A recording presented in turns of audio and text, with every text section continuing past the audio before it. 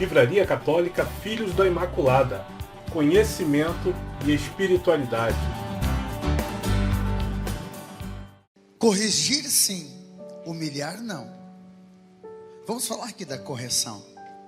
Gente, como é importante nós sabermos corrigir e sabermos ser corrigidos. Porque a correção é uma necessidade básica da relação humana. Pare para pensar que quando nós corrigimos alguém e sabemos ser corrigidos, nós crescemos, nós nos organizamos. E eu vou dizer mais, você é o que você é hoje porque você já foi muitas vezes corrigido, e você sabe disso. Você teve que ter correções na tua vida.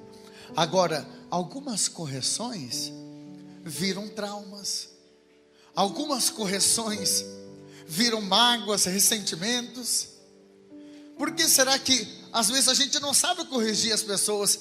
E às vezes aquelas pessoas que a gente mais ama são aquelas pessoas que quando a gente vai corrigir, a gente já põe o dedão lá e a gente fala como um sentido de opressão, de humilhação. Atenção, pai e mãe, Provérbios 22, versículo 6 diz assim: ensina a criança no caminho que ele deve andar. Não se desapegue dele, não se afaste dele até que ele alcance a idade adulta. Quer dizer, ensinar quer dizer, muitas vezes tem que ser corrigido. Agora, tem pai e mãe que espera o filho crescer para depois começar a corrigir. E aí não adianta querer chorar pelo leite derramado. Mãe e pai, está dizendo que é desde criança. E aí depois de adulto, o filho não te vê como uma autoridade instituída por Deus, porque você não ensinou desde criança. Então, olha, Provérbios 22, 6, desde criança tem que corrigir. E sabe o que a Bíblia diz? Tem um exemplo no Antigo Testamento que é o exemplo de Eli. Já ouviu falar de Eli? Eli era um homem de fé, um homem que temia Deus. Só tinha um erro, hein pai? Hein mãe? Só tinha um erro Eli. Ele não corrigia os filhos. E a Bíblia não mede palavras. A Bíblia diz lá em 1 Samuel, no capítulo 4, que por causa da omissão de Eli, que não corrigia os filhos, os 2 filhos deles morreram. Cuidado, mãe. Cuidado, pai. Se você não corrige, você pode colaborar para que o filho depois morra numa idade prematura. E depois você vai ter que prestar conta ainda. Tem que corrigir, sim. Tem que corrigir. Estou falando não só de a relação de pai com os filhos, mas também aqui de marido que precisa corrigir às vezes a esposa precisa corrigir o marido. Às vezes a gente precisa de corrigir até mesmo os pais. Por que não? Então eu gostaria de falar coisas importantes. Primeiro, padre, mas eu devo corrigir ou é melhor deixar quieto? Não, corrigir sempre. Olha o que diz a palavra aqui, preste atenção. A palavra diz em Mateus 18, 15: se teu irmão pecar contra ti, vá corrigi-lo. É um mandato de Deus. Se teu irmão pecar contra ti, vá corrigi-lo. Porque nós podemos pecar por omissão. A questão é como corrigir. Se nós sabemos que nós precisamos corrigir, é como corrigir. Preste atenção, a primeira condição para que a gente possa fazer uma boa correção. Preste atenção. Se teu irmão pecar contra ti, vá corrigi-lo. Portanto, a sós com ele, em particular. A sós. Se ele te ouvir, tu ganhasses então o teu irmão. Mateus 18, 15. Qual é a condição que o Senhor está colocando? Vá corrigi-lo, mas a sós, em particular. Olha aqui para mim, filho. A nossa tendência, uma tendência demoníaca, eu vou dizer, porque isso é coisa do demônio, o pai da divisão. É quando alguém faz alguma coisa que a gente não gosta, quando alguém diz, quando alguém faz alguma coisa. Eu sei que às vezes você tem 1001 motivos, viu? 1001 motivos para às vezes falar daquele irmão, mas não vá falar dessa pessoa para os outros, em particular. Em particular. Porque às vezes a gente vai contar lá para a vizinha do que o irmão fez. A gente vai contar para os outros lá na igreja. Sabe o fulano? Nossa, me aprontou cada uma. Se alguém vir falar de alguém para você, filho, pergunte se ele já foi falar com essa pessoa para você ver. Porque se essa pessoa não foi conversar ainda em particular, ela está contra a palavra de Deus. E o teu ouvido não é pinico. Se você der ouvido para fofoca, você vai ser cúmplice desse pecado. É pecador também. Então a correção fraterna, que é um tipo de correção que a igreja diz correção cristã, a primeira condição é essa, em particular. A palavra de Deus está pedindo prudência, tem o momento certo, tem a hora certa, mas com a pessoa em particular.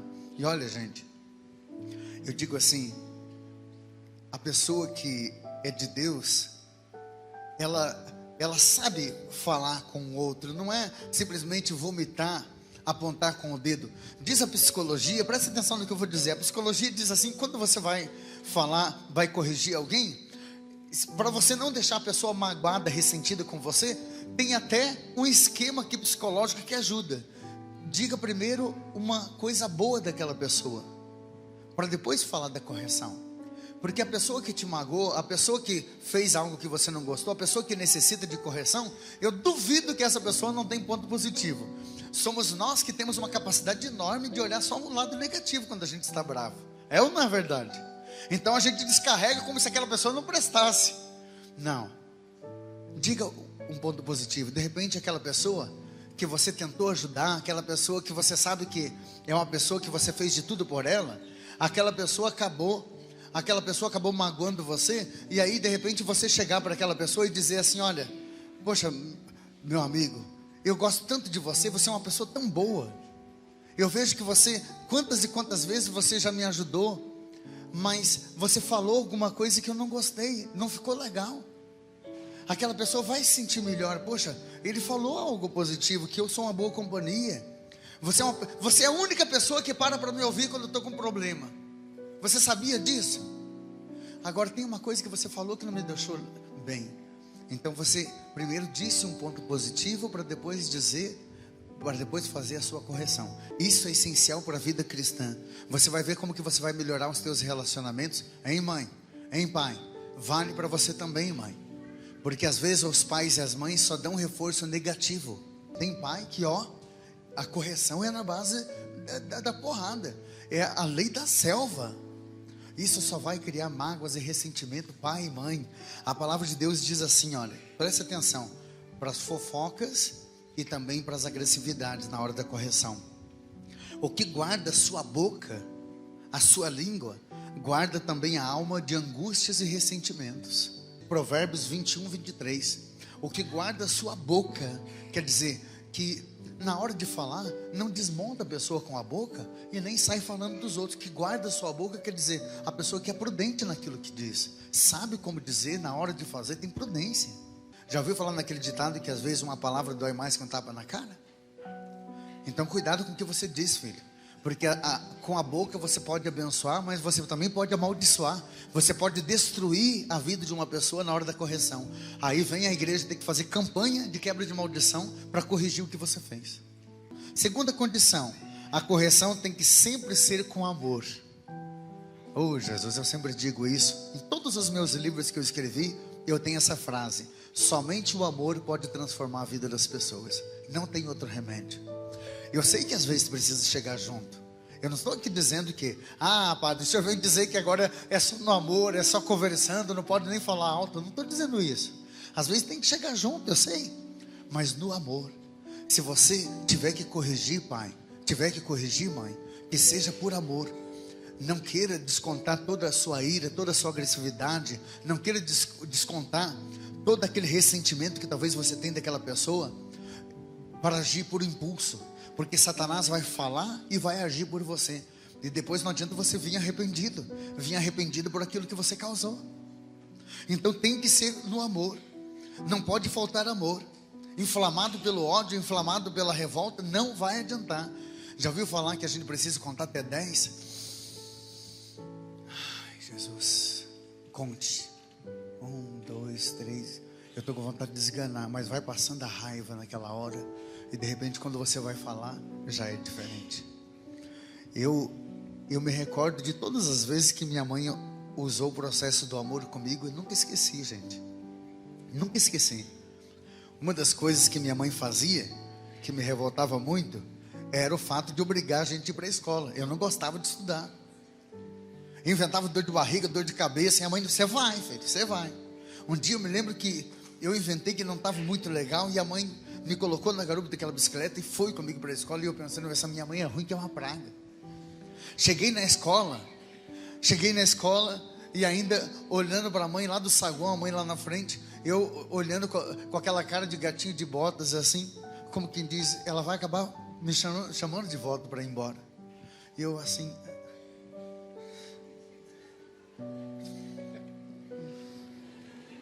E a mãe pegou a bicicletinha e foi indo. E eu pensei, ela não vai voltar. Como é que pode ser ruim desse jeito? Mas uma coisa que eu percebi, gente, quando a mãe estava mais longe, eu percebi a mãe passando no rosto. Eu percebi que ela estava chorando. Quando eu cheguei em casa, a primeira coisa que eu fui fazer foi perguntar para a mãe: mãe, quando a senhora me deixou na escola, a senhora foi embora chorando ou era impressão minha? A mãe encheu os olhos de lágrimas de novo e ela disse: é claro que eu chorei, filho. Você acha que é fácil para mim ter que deixar você na escola? Às vezes, nem sei se você estava com dor mesmo ou não, mas se você não estudar, o que vai ser de você, filho? A minha vontade de trazer você de volta é ter você só comigo. Mas eu precisava fazer aquilo. Ela fazia por amor, gente.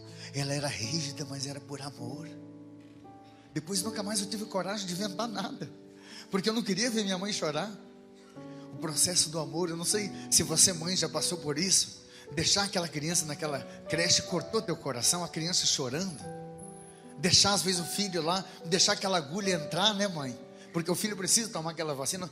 Não dói quando o outro precisa sofrer, mas a gente sabe que tem amor ali. Então a gente tem que ser rígido. A gente fala do amor exigente no processo, até na recuperação das pessoas. A mãe às vezes fechar a porta para o filho. Ó, mãe, ó o tipo de correção que a igreja apoia. Às vezes fechar a porta para o filho que está na droga. Isso é lícito, se o processo for do amor. Se eu fechar a porta para o meu filho, eu sei que ele vai buscar mais rápido um tratamento. Agora, enquanto eu recolho para dentro de casa, nunca que ele vai querer saber de ajuda. Mas às vezes precisa, mãe. Então o processo do amor não pode faltar. Não é espancar, não é usar palavras agressivas para criar traumas depois. Essa palavra está entrando no seu coração, sim ou não? Sabe, gente, tem uma palavra bíblica em 1 João 4,8 que diz: quem não ama, não conhece a Deus. Se você está fazendo a experiência de Deus aqui, filho, eu tenho certeza, você vai ter momento que você vai perder um pouco a paciência, vai ter que exigir. Mas se você conhece a Deus, eu tenho certeza, não vai faltar amor aí. Ah, não vai mesmo. Terceira condição e a última aqui, para que a gente possa corrigir as pessoas. Corrigir sim, humilhar não. A humildade. Preste atenção no que eu vou dizer. Quem corrige precisa saber ser corrigido também.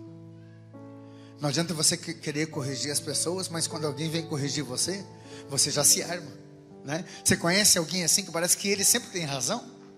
E não adianta você falar ao contrário. Ô filho, a pessoa que é humilde, ela é capaz de dizer: que bom que você se preocupou comigo, muito obrigado. Se eu errei, eu vou tentar melhorar. Ou talvez você pode até dizer: olha, eu confesso para você que eu não acho isso, mas eu vou repensar um pouquinho, porque talvez eu esteja errado e nem sei. Porque às vezes a pessoa vem dizer um erro teu, que automaticamente parece que aquela pessoa está equivocada. Mas pare para pensar, pare para rezar um pouco, seja humilde. Já não fique revidando dizendo: eu? E quem é você para dizer isso de mim? Você já se olhou no espelho? Menos, filho. Você nunca vai crescer se você não tem humildade para você reconhecer. E o pior de tudo, que além de não reconhecer os erros, depois vai querer corrigir os outros. Repita comigo essa frase: para que eu possa corrigir os outros, para que eu possa corrigir os outros, eu preciso aceitar as correções. eu preciso aceitar as correções. O humilde é aquele que sabe agradecer. O Papa Francisco tem uma frase que disse: o humilde é aquele que sabe louvar e bendizer ao Senhor por tudo, inclusive pelos puxões de orelhas, pelas correções. Bem-aventurados os humildes, porque eles receberão a glória da herança. Mateus 5,5. Bem-aventurados os humildes, porque eles receberão a glória. A gente não é nada nesse mundo. Agora, quando tem a virtude da humildade de voltar atrás, de dizer: eu errei. Reconheça que você às vezes errou na hora de chamar atenção. Deixe também as pessoas corrigir. Um pai e uma mãe que deixa o filho, às vezes até dizer que você está errado. Meu Deus, isso é referência para o filho. Às vezes a gente se acha tão grande, né? Tão grande. A gente não é nada, gente.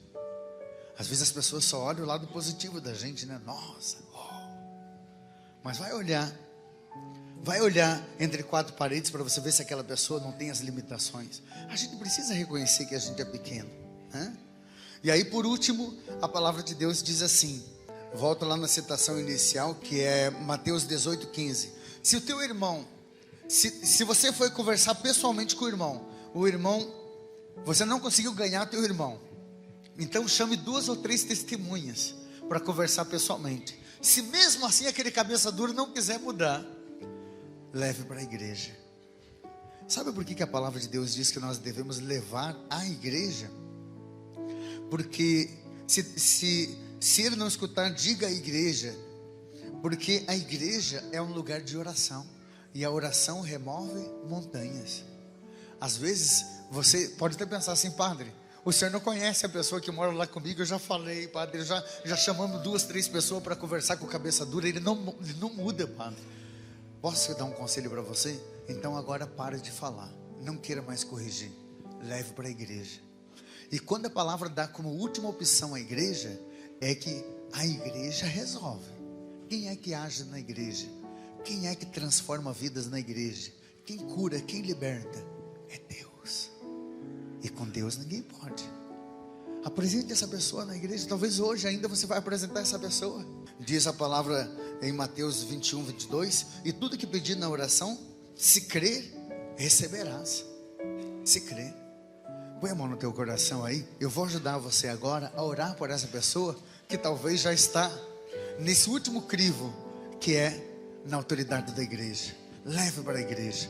Eu coloco, Senhor, esse teu filho que ouve essa palavra agora, e eu tenho certeza, um desejo tão grande de ser mais humilde, no saber corrigir e ao mesmo tempo no acolher, Senhor, as palavras de correções.